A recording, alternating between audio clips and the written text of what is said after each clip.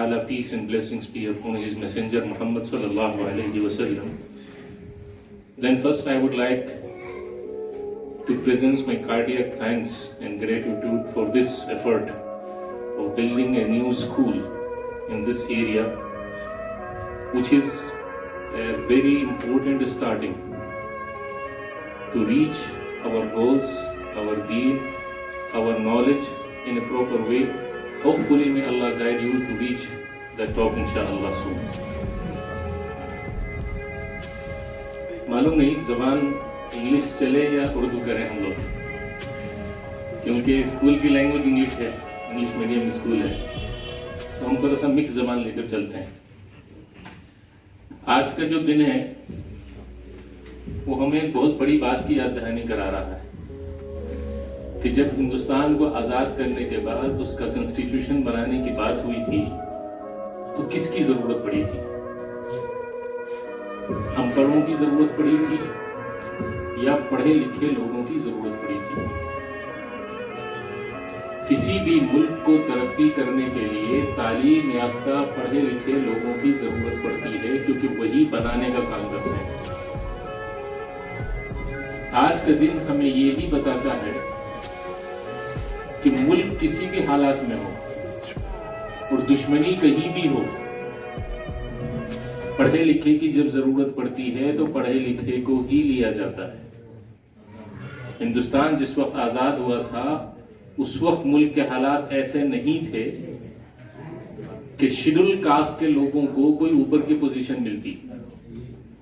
उस वक्त तक ये समाज उनको कबूल करने के लिए तैयार नहीं था। उसके बावजूद जो कमेटी कॉन्स्टिट्यूशन बनाने के लिए, हिंदुस्तान के दस्तूर को बनाने के लिए बनाई गई थी, उसका हेड अंबेडकर साहब को रखा गया था। हमें अगर कोई भी मकाम दुनिया में पाना है, उसके लिए बुनियाद है हमें इल्म वाला होना जरूरी है। और अगर हम इल्म वाले हैं तो अल्लाह ताला मकाम देगा ही देगा। ये अल्लाह का दुनिया का सुन्नत है। अल्लाह ताला फरमाते हैं यरफ़इल्लाहु अल्लज़ीना आमनू मिनकुम वल्लज़ीना ऊतुल इल्म दरजात, कि अल्लाह ताला ऊपर उठाएगा तुम में से जो ईमान वाले होंगे और जिनको इल्म दिया गया होगा। Even if you go to Europe countries and Americas, who are the people selected from India to be the citizens?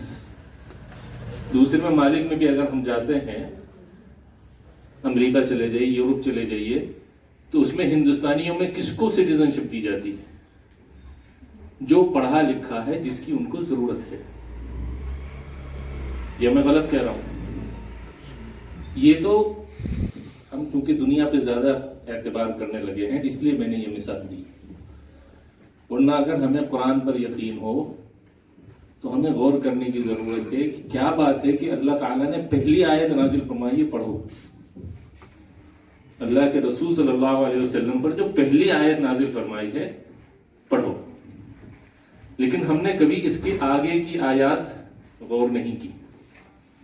आपको याद पड़ता है कभी इन 5 आयतों का मतलब किसी ने समझने की कोशिश की हो? इकरा तक तो सबको मालूम है, इकरा के बाद क्या कहा? कभी उस पर गौर किया? अल्लाह ताला ने फरमाया इक़रा बिस्मि रब्बिकल लज़ी खलक़, पढ़ो अपने रब के नाम से जिसने पैदा किया। ठीक है, पैदा किया। क्या आपको लग रहा है कि जुमला पूरा हो गया? टू क्रिएट, पैदा करना, इसके साथ एक सवाल जुड़ता है, क्या पैदा किया? खाली ये तो करके पैदा किया का मतलब क्या पैदा किया? आगे की आयत बताती है खलक़ल इंसान मिन अलक़, जिसने इंसान को पैदा किया एक खून के धब्बे से। इंसान इल्म कहां से हासिल करता है आपको पता है? How the research begins. Research कहां से शुरू होती है? जहां से सवाल शुरू होता है। आप किसी चीज की तलाश कब करेंगे? जब आपके लिए उसके लिए कोई सवाल होगा। इंसान के अंदर सलाहियत है सवाल पैदा करने की। اور اس کی جواب میں وہ علم حاصل کرتا ہے. کوئی بھی سوال آپ کسی بچے سے پوچھ لیجیے. بچہ جیسے پیدا ہوتا ہے اور بولنا شروع کرتا ہے، سب سے پہلے کیا کرتا ہے؟ وہ سب سے پہلے سوال کرنا شروع کرتا ہے. یہ کیا ہے؟ یہ کون ہے؟ اس کو کیا کہتے ہیں؟ اس کا کیا کرتے ہیں؟ یہ فطرت اللہ نے ڈالی ہے. اور سوالوں کا جواب تلاش کرنا، اسی کو ریسرچ کہتے ہیں. تو یہ جب اللہ تعالیٰ نے کہا کہ اللہ نے انسان کو پیدا کیا خون کے دھبے سے، تو سوال آتا ہے کہ انسان خون کا دھبا کب تھا؟ یا غلط کہہ رہا ہوں؟ اس سوال کے تلاش نے ایک پوری سائنس بنا دی جسے ہم ایمبرولوجی کہتے ہیں. ہمارے سوال یہ ہے کہ اللہ تعالیٰ تو یہ بھی بتا سکتا تھا کہ جس نے پیدا کیا آسمان کو، جس نے پیدا کیا زمین کو، جس نے پیدا کیا پہاڑ کو، جس نے پیدا کیا انسان کو. اللہ نے بات ایسی کہی کہ ہمارے اندر جستجو شروع ہو جائے کہ بھائی انسان کب خون کا دھبا تھا، اور اس کی تلاش میں لگ جائے. پھر اللہ نے فرمایا اقرأ وربک الاکرم، تمہارے سوال کے جواب چاہیے تمہیں تو پڑھو. رب تمہارا رب سب سے زیادہ کریم ہے. تم پڑھتے جاؤ گے، ہم علم کے دروازے کھولتے ہیں. اسی لیے پڑھنے کی کوئی حد نہیں ہے، مرنے تک پڑھنا ہے. ہم اتنے نالائق ہو گئے ہیں، اور ہم سے مراد ابھی میں مسلمانوں کی لوں گا کیونکہ قرآن ان کے اوپر نازل ہوا تھا، کہ ہم نے تو پڑھنا ہی بند کر دیا ہے. کوئی 5th میں چھوڑ دے رہا ہے اسکول، کوئی 9th میں چھوڑ دے رہا ہے، کوئی 12th میں چھوڑ دے رہا ہے. یہاں تک کہ اگر میں یہ سوال کروں کہ ہم میں سے آخری بار کسی نے ایک کتاب مکمل کی تھی، تو اسے یاد کرنا پڑے گا کہ کتنے سال پہلے میں نے ایک کتاب پڑھی تھی. کیا ہم ایسے ہو گئے کہ جو اللہ نے سب سے پہلا حکم دیا وہ ہم نے کرنا ہی بند کر دیا ہے؟ لیکن شکایت رکھی کہ اللہ تو ایسا کیوں کر رہا ہے ہمارے ساتھ؟ مطلب غلطی بھی خود کرو اور شکایت بھی خود ہی کرو. اقرأ وربک الاکرم الذی علم بالقلم، جس نے سکھایا قلم سے. یہ بھی ایک عجیب بات ہے، پڑھنے کے ساتھ لکھنے کا جوڑنا، پڑھنے کے ساتھ لکھنے کا جوڑنا. اب میں ایک سوال کرتا ہوں کہ پڑھنے کا لکھنے سے کیا تعلق ہے؟ آپ میں سے کوئی کچھ بتا سکتے ہیں؟ ریسرچ میں یا پڑھائی میں لکھنے کا کیا تعلق ہے؟ محفوظ رکھنا. محفوظ رکھنا کس کے لیے؟ بنی نوع انسان کے لیے. بنی نوع انسان کے لیے، اگلی نسل کے لیے. آج اگر یہاں پہ لائٹ جل رہی ہے، یا یہ مائک استعمال ہو رہا ہے، یا یہ دیواریں بنی ہوئی ہیں، آپ کو کیا لگتا ہے یہ کتنی سال کی محنت کا نتیجہ ہوگا؟ اندازہ لگا کے بتائیے.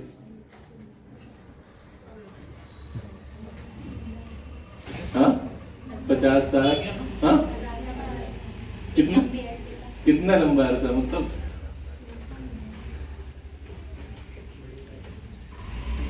جو بھی علم، بالکل جو بھی علم لکھا جاتا رہا ہے پہلے دن سے، وہ علم بڑھتے بڑھتے ہم تک پہنچا ہوا ہے. اور جو علم بیچ میں نہیں لکھا گیا وہ علم ختم ہو گیا. جو علم لکھ کر پہنچتا رہا، ہم کیا کرتے ہیں؟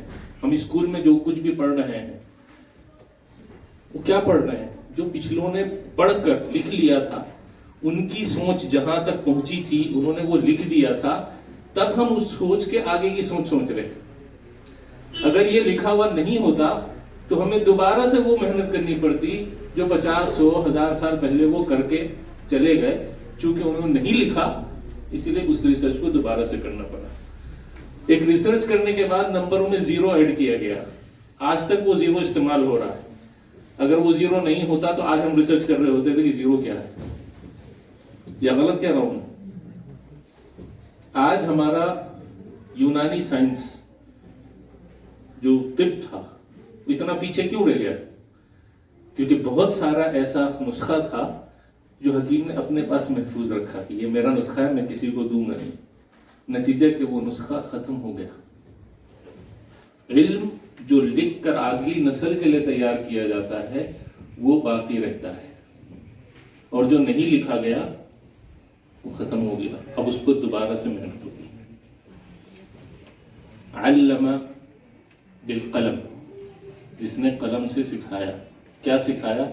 علم الانسان ما لم يعلم، انسان کو وہ سکھایا جو وہ نہیں جانتا تھا. کیا ریسرچ ختم ہو گئی؟ نہیں، ریسرچ چل رہی ہے، لیکن ہم اس ریسرچ میں بہت پیچھے رہ گئے ہیں.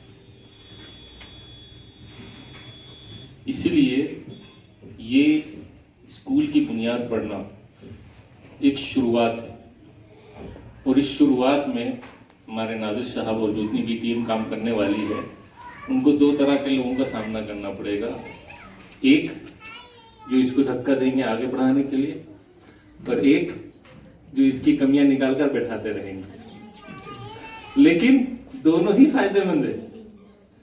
ہم مسلمانوں کی طبیعت پریشر کوکر کی طرح ہے، جتنا زیادہ ڈھکن بند ہوگا اتنا زیادہ گوشت پھیلے گا. ٹھیک ہے، ہم جتنا چھوٹ میں رہتے ہیں اتنا غلط چلے جاتے ہیں، اور ہم دباؤ میں رہتے ہیں تو الرٹ رہتے ہیں اور اپنے آپ کو بہتر سے بہتر بنانے کی کوشش کرتے ہیں. آج میں آپ سب کو مبارکباد دے رہا ہوں کہ آپ کے پاس ایک بنیاد ڈالی گئی ہے اسکول کی تعلیم کی. یہاں سے ایک شروعات ہے جس کو ہم لوگ مل کے کتنا آگے لے کے جا سکتے ہیں اس کی کوئی قید نہیں ہے. جیسا کہ ہماری نے بتایا کہ سیڑھیاں ان کے لیے جو چھت پہ جانا چاہتے ہیں. یہاں تو آسمان تک کا راستہ کھلا ہوا ہے. اللہ تعالیٰ آپ لوگوں کو آسمان تک اڑائے، کوئی دقت نہیں ہے، اور پہنچنا بہت ممکن ہے.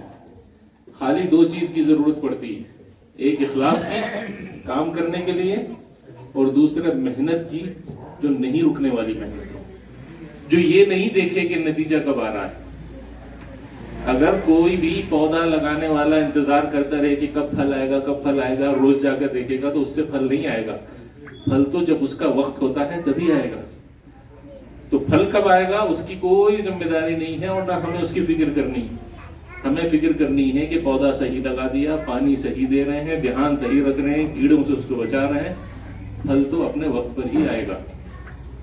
اللہ کے رسول صلی اللہ علیہ وسلم نے کتنے سال مکے میں محنت کی؟ 13 سال محنت کی. پھر مدینے میں جا کر محنت کی. اگر وہ مکے میں انتظار کرتے رہتے کہ محنت کا پھل آئے، لیکن جو پھل مدینے میں جا کر آیا وہ مکہ کی محنت کی ہی بنیاد پہ ہوا تھا. اسی لیے اس پر بالکل بھی فکر نہیں کریں کہ پھل کیا آنے والا ہے، اور کمیوں کے بغیر کوئی چیز ہوگی یہ بھی ممکن نہیں. لیکن یہ ہے کہ ہم اس کو ترقی کے سیڑھیوں پر کیسے آگے بڑھاتے چلے جائیں. ہماری دعا ہے کہ اللہ تعالیٰ قبول فرمائے اس محنت کو، احساس دلائے کہ اس ملک کو بنانے میں ہمارے بزرگوں نے کتنی قربانی اور محنت کی. آج اگر ہمارا ملک یا ہم اس ملک میں تھوڑا پیچھے رہ گئے ہیں، اس کی وجہ یہ رہی کہ ہم سونے چلے گئے تھے، اور اب وقت آ گیا ہے کہ ہم جاگ کر اس کو دوبارہ سے بنانے کی کوشش کریں. سے کہوں گا جو بھی حالات ملک میں ہو رہے ہیں وہ ہمارے خلاف نہیں ہیں، وہ ہمارے حق میں ہیں. اگر آپ نتائج کے طور پر دیکھیں تو نتائج یہی ہیں کہ مسلمان دوبارہ اپنے دین کی طرف، مسلمان دوبارہ ایک دوسرے سے جڑنا، اور مسلمان آگے بڑھنے کے لیے محنت کرنے کی طرف مجبور ہو گیا ہے، اور یہ اس کے لیے بہت فائدہ مند ہے. آنے والے وقت میں اس ملک کو بہت زیادہ ضرورت پڑنے والی ہے اچھے جانکار پڑھے لکھے لوگوں کی، اور اس سے زیادہ ضرورت پڑنے والی ہے ایمانداروں کی. تو ایمان تو ہمارے پاس ہے، ایماندار بننا ہمارے لیے ضروری ہے. اور اس کے ساتھ علم کا اگر ہنر ہوگا تو کتنا ہی کچھ ہو جائے مجبوراً ہمیں ہی کام کرنے کے لیے آگے آنا ہوگا.